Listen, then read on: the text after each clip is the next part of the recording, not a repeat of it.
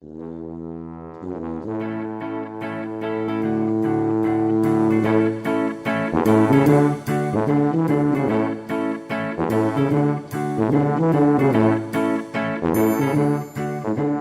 everybody, and welcome to the Double Stuff Podcast, where we're double the host, double the topics, and double the fun. I'm Dan. I'm Charity. I'm Sarah. And I'm Alan. And on this season, we've been revisiting some old episodes from season 1 of our show, and we want to go ahead and take you back to a time where Alan told us about his friend Tommy and his unique favorite genre of film. The word guilty in there, to me, it was always something that I know intellectually that it's not of a high quality, but I still enjoy it. Ooh, what a smart way of saying I was going to say, I've never considered that definition as a guilty pleasure. Yeah. More of the guilt that is put on it, I think, has to be put on the unexpectedness. Like, we all stereotype. I had a roommate. His name was, I don't know. Should we change the name to protect the innocent? Okay. His name was Tommy Smitherton. Super buff guy. I mean, he was a trainer and looked like a linebacker. One day he said, I got a great movie to watch. Please tell me it's The Notebook. It'll just be Might something as well. anti. It was You've Got Mail. Oh, really? Yeah. He was like, this is my favorite movie. To be fair, that is a decent one, and I can't stand chick flicks, but like I think it's because I like. Oh, Tom there's Hanks. so many. Okay. Well, anyway, I thought we'd be watching like a UFC like videotape or a pride fight or something like that. And then You've Got Mail starts rolling, and I look at him. He's like, yeah. And I'm like, so cute though. I'm Did like, he cry? what? He did cry. Oh my god. He did Oh, cry. little Tommy Smitherton started crying. And I didn't know what to do, and I was so uncomfortable. And then at the end, he looked at me. He was like, "Great What? movie, right?" And I'm like, "Yeah, this is a good movie. It was a good movie." Well, I certainly wasn't expecting You've Got Mail and romantic comedies to be Tommy's favorite pastime there, film watching. Absolutely, it was. Still, I'm sure it still is. I wouldn't. Yeah, be so surprised. I mean, to be fair, it's a good movie. Yeah. It is. That's true. So last season we were talking all about guilty pleasures, and that was, one of them, one of many. So if you want to hear more of those, go to our website at doublestuffpod.com, and you can check out all of our episodes, including all the episodes from season 1. So since this last year, we've all kind of been, inside with a lot less to do. I was actually kind of curious, and I wanted to start with Charity. Have you developed any new guilty pleasures since the last time we talked? Oh, that's new a good- guilty pleasures good question. from lockdown pleasures. That's weird. That's not like a dirty novel. Whoa! I watch that. All I remember, it's weird that lockdown seems like a blur. I know it was just a year ago, but like, Thank God it's been. yeah, some of it I'm just like, oh yeah, that happened. But I know during lockdown, like I was really focused. I was like, I'm going to work out and exercise and do all that stuff, which I did. I was very proud of myself. But like, I went down this YouTube rabbit hole of like workout videos, in which I normally do that anyway. But I was looking at like the weird ones, like these weird. Okay, Alan's Tell looking me at more. me weird. But like the ones that I wouldn't normally look at, like the big weightlifting ones, like weightlifting competitions of guys like moving trucks and like lifting up huge rocks and stuff. And I'm like, I'm never going to do any of this. Why? Because normally when I look at a workout video, I look at it for inspiration, to get ideas of what I can do, what to tell my trainer. I'm not going to go pulling a semi down Bel Air Street or whatever. Like, I'm not doing that. So why am I watching these? And I would spend a few hours doing that, but I didn't feel guilty. You 'cause might. I didn't have But anything you to do. might need to push your car if it stalls out off the road. So Oh no. Okay. So there's a purpose there behind could that. be. So yeah, if that's black belt pushing and pulling, you just go for like the yellow belt. Like, Okay, I just need to move a Toyota off to the side of the road. For our new Just Us Cookies episode, That's right. Charity's gonna push a U-Haul truck. I'll have to talk to my trainer about that. We'll see. I'll get back to you on the car Okay. pushing thing. All right. Keep And if working it on doesn't though. work out, we'll fix it in post. That's Yeah. right. Okay. Little after effects. That just turns into an awesome fail video. Help! Help! Just keep it rolling. You guys are the worst. No, that's we're Dan, doing it that's for the Dan's numbers. line. We're doing it for the That's numbers. Oh, Gotta get no. those subscribers. So what about you, Alan? Have you discovered any new guilty pleasures one of since the- you've been locked down? When you were asking Charity that, I was actually thinking of a guilty pleasure that I still have. And I actually, I was the first up this morning, and I was up at like 7 o'clock or something like that. And on Sundays, we usually take a slow morning. After I let the dog out, got the dog fed, I went straight to Civ 5 and was able to take out Persia and Russia and I went right into it. Yeah, I'm still.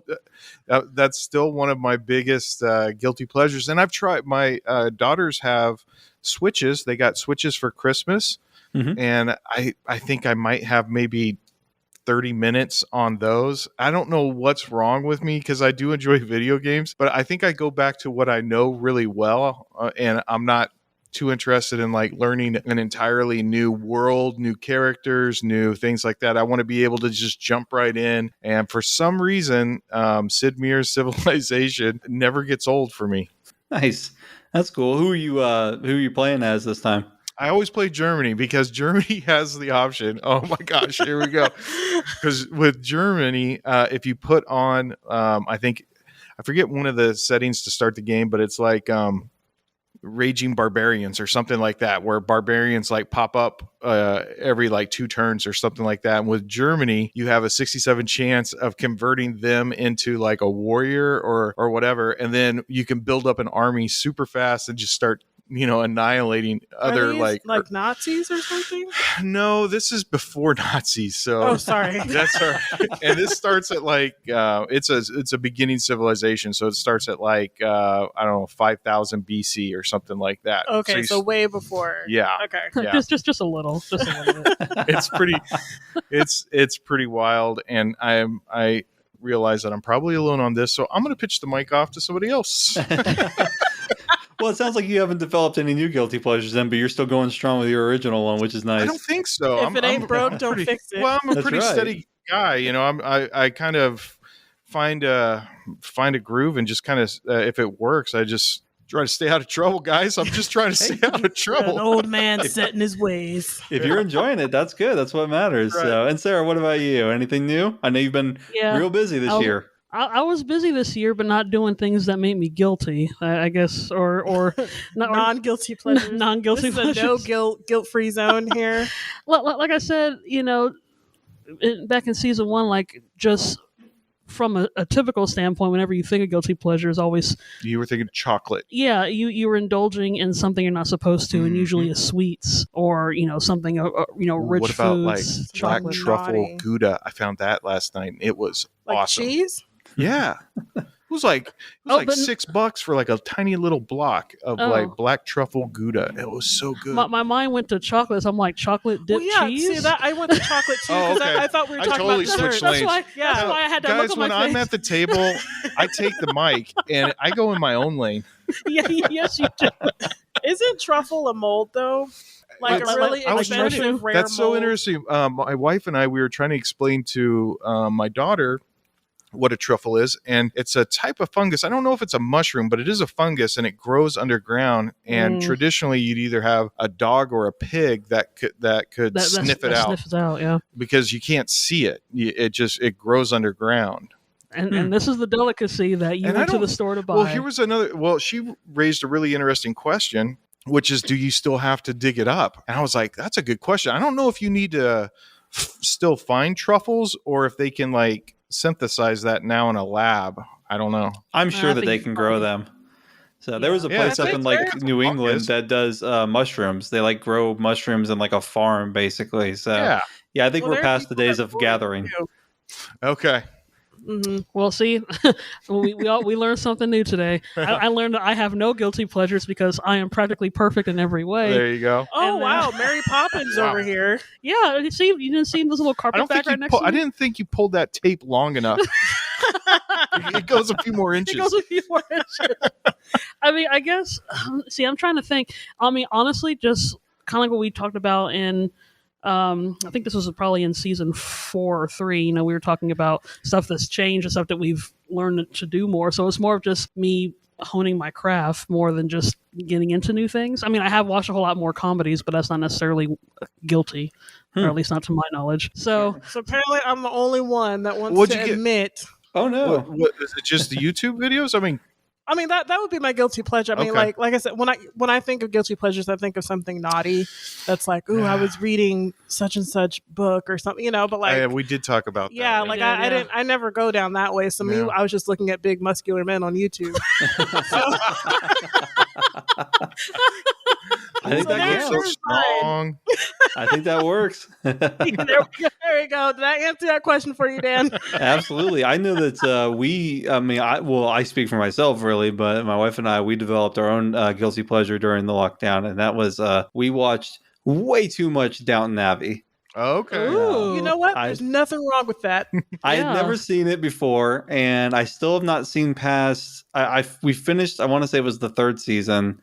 The one where the big thing happens that I don't want to spoil in case nobody's seen it. But one of the characters decides to leave the show. And we were just like, yeah, it's probably enough of that. But when we were watching it, we were into it in a big, bad way.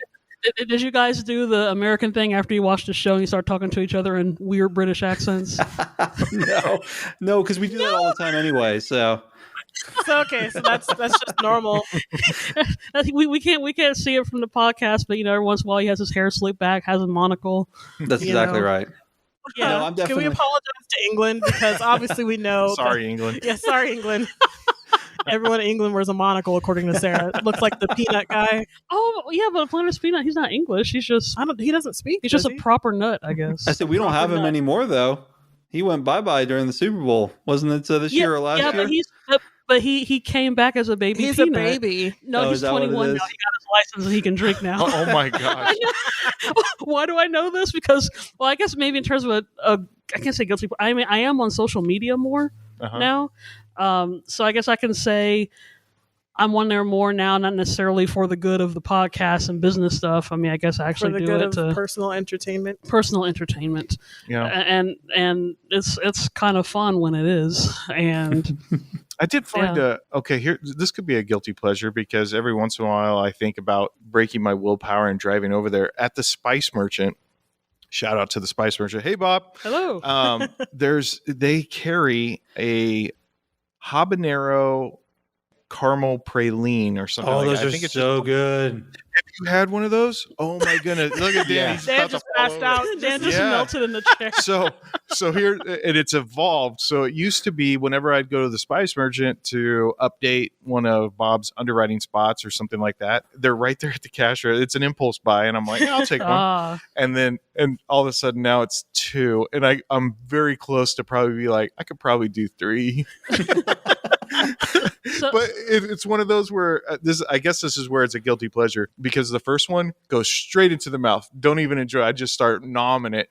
And then I have the other one off to the side. And that one I'll just like take a couple of bites like every minute or two or something like that. I guess I do that. I try to think like I'm going to save it for later. And then 5 minutes, that's later. Yeah, it's the perfect balance of heat and spiciness, heat and sweet. I'll have to try it. Because pralines on their own are way too sweet. I don't like it. It's too much sugar. But for some reason, adding a little bit of that habanero heat just is perfect. Okay, I'm going to have to go try that now because I'm very curious. Yeah.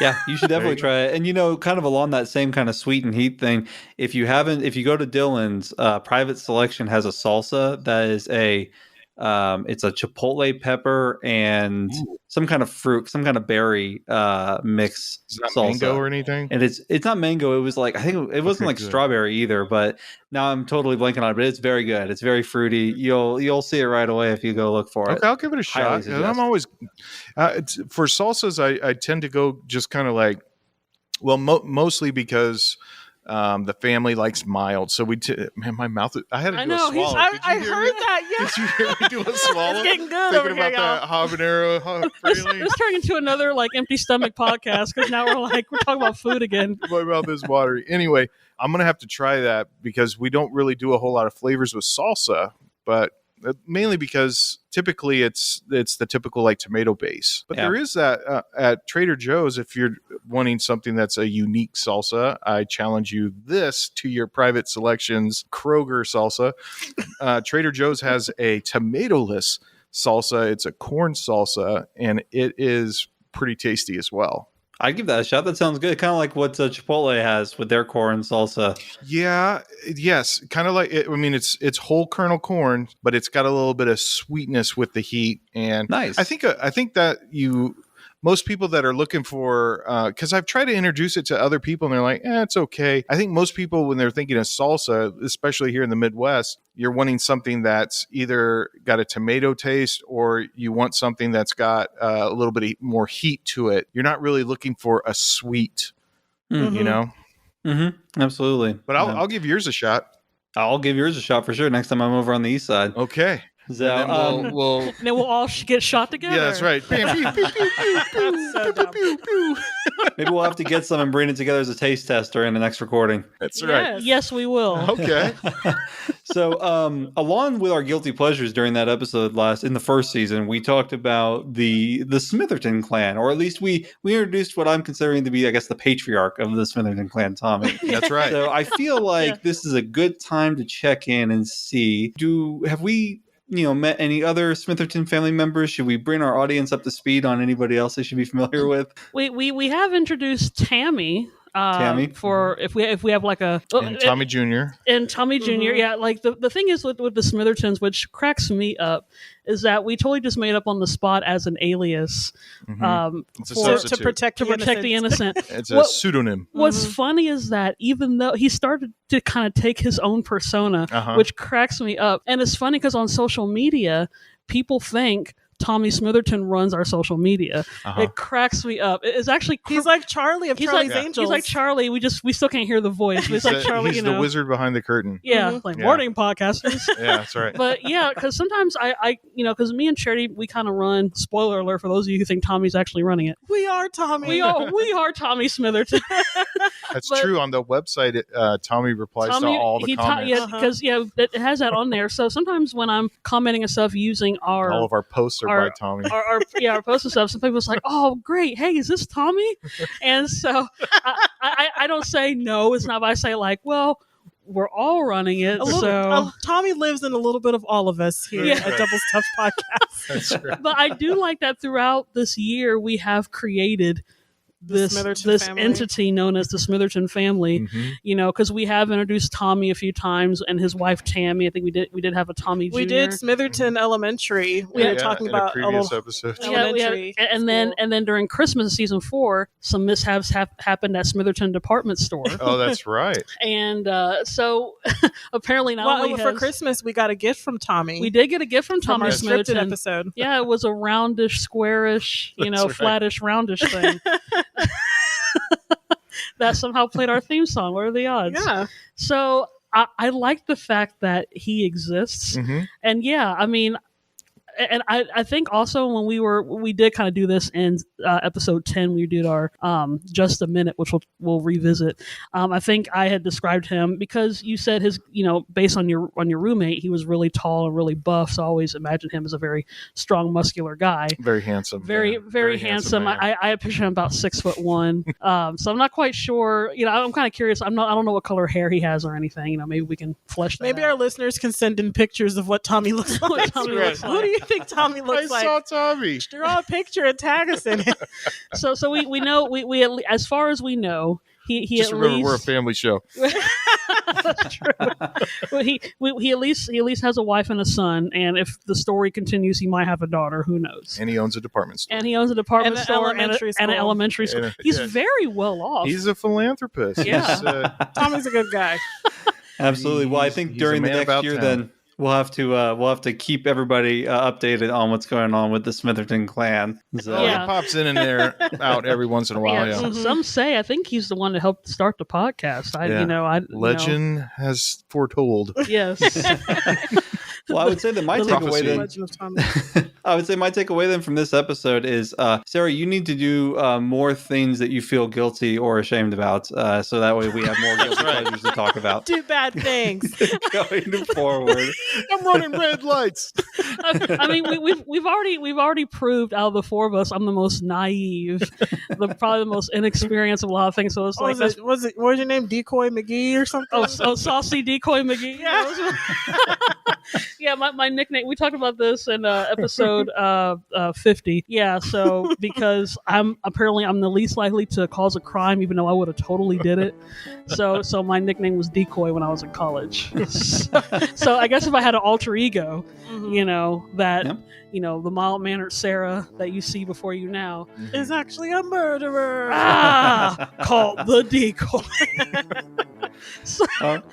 Sorry, guys, I'm not as exciting as what you made me out to be. No, that's perfectly all right. Well, I just want to thank everybody for listening to today's episode. And please, if you have any guilty pleasures that you have that you want to share with us, send it to us.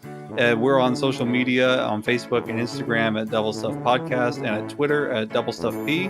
That's the letter P. And we mentioned it earlier in the show, but if you want to listen to all of our new episodes or previous episodes, visit our website at doublestuffpod.com. And you can also find us on all the major podcasting platforms. So thanks for listening.